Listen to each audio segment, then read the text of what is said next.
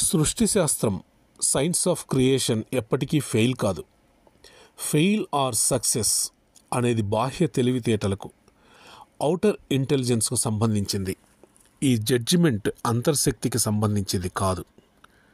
సృష్టి శాస్త్రం ఎలా ఉంటుందంటే, ఏదైనా మీరు ఎంచుకున్న లక్ష్యం లేదా సంకల్పం చాలా స్పష్టంగా ఉండాలి. అంటే మీకేం కావాలో చాలా స్పష్టంగా మీకు తెలియాలి. ఉదాహరణకు మీకు డబ్బు కావాలి. ఎంత డబ్బు కావాలి, ఆ వచ్చిన డబ్బుతో మీరేమేమి చేద్దామనుకుంటున్నారు, ఎలా ఖర్చు పెడదామనుకుంటున్నారు అంటే మీకేం కావాలో చాలా స్పష్టంగా నిర్ణయించుకోవాలి ఇక్కడ. తర్వాత మీరనుకున్న లక్ష్యం, మీరనుకుంటున్న సంకల్పం ఇప్పటికే నెరవేరినట్లు, దానివల్ల కలిగే జీవితానుభవాలను ఆనందంగా అనుభవిస్తున్నట్లు, ఆస్వాదిస్తున్నట్లు, ఇలా అనేక రకాలుగా కలలు కనండి.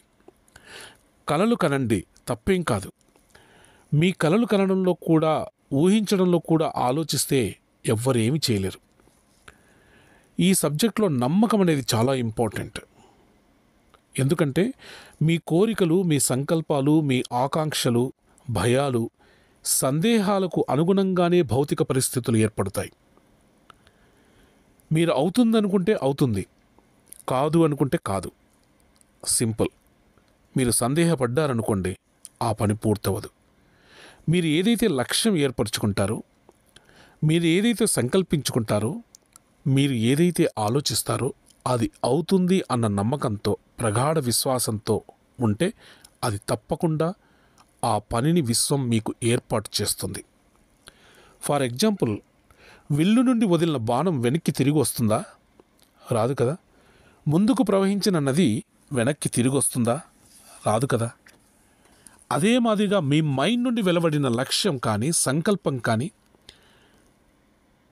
సంబంధించిన ఆలోచన తరంగాలు, థాట్ వేవ్స్ వెనక్కి తిరిగి రావు. ఈ విశ్వం మీ జీవితం వ్యాకోచిస్తాయే కానీ సంకోచం చెందవు, విస్తరిస్తుందే కానీ కుంచుకోపోదు.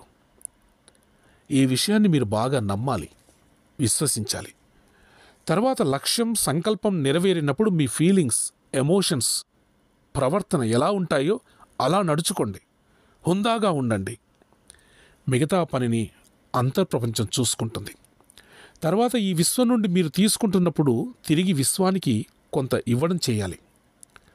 మీరు తీసుకున్న దాని నుండి 10% ఈ విశ్వానికి ఇవ్వగలిగితే, వ్యాకోచ నియమం, ది లా ఆఫ్ ఎక్స్పాన్షన్ ప్రకారం మీరు ఇచ్చిన దానికి 10 రెట్లు, 10 టైమ్స్ విశ్వం నుండి మీరు పొందగలుగుతారు. ధారాళంగా ఇవ్వగలిగే వారే ధారాళంగా తీసుకోగలుగుతారు. The more you give the more you get. ఉదాహరణకి మీరు ఈరోజు ఓ 10,000 రూపాయలు మీ దగ్గరకు వచ్చాయి. అందులోంచి ఓ 1,000 రూపాయలు 10% సేవా కార్యక్రమాలకు ఉపయోగించండి.